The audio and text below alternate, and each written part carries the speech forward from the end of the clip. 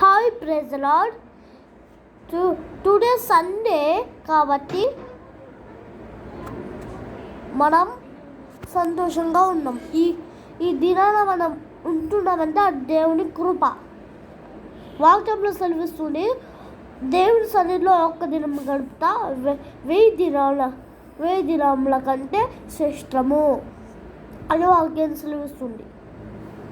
అయినా కొంతమంది తాగబోతులు, తర్వాత చాలా చెడ్డవాళ్ళు ఈ లోకంలో ఉంటూ ఒకరోజు దేవుడు ఈ లోకంని కాల్చివేయబోతుండగా ఒకరోజు దేవుడు నోవాహుకు చెప్పాడు, ఏమనంటే నువ్వు ఒక పెద్ద ఓడను తయారు చేయి, నేను ఈ భూమి ప్రజలన్నిటినీ ఈ భూమి ప్రజల్ని నేను చంపివేయబోతున్నా అని చెప్పాడు.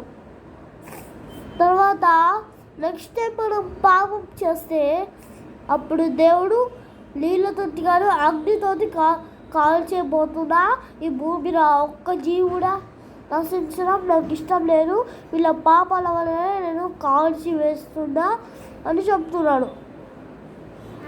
అయినా దేవుడికి భూమిని అంతం చేయాలని అనిపించలే, కానీ మనుషుల పాపాల వల్లనే దేవుడు దీన్ని అంతం చేయబోతున్నాడు. అందుకోసమే మనం ఇప్పటికీ జాగ్రత్తగా ఉండాలి. తర్వాత దేవుడు ఆజ్ఞల్ని పాటించాలి, లేకపోతే దేవుడు మనల్ని కాల్చి వేస్తాడు. ఈ పాపాల వల్లనే దేవుడికి అసహ్యం కలుగుతుంది.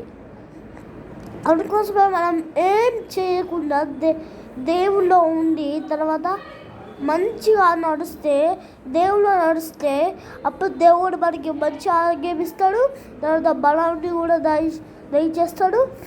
దయచేసి మీరు దీన్ని గుర్తుపెట్టుకొని రోజు దేవుడి సన్నిధికి రావాలి అని నేను దేవుడి ప్రేరణ కోరుచున్నాను.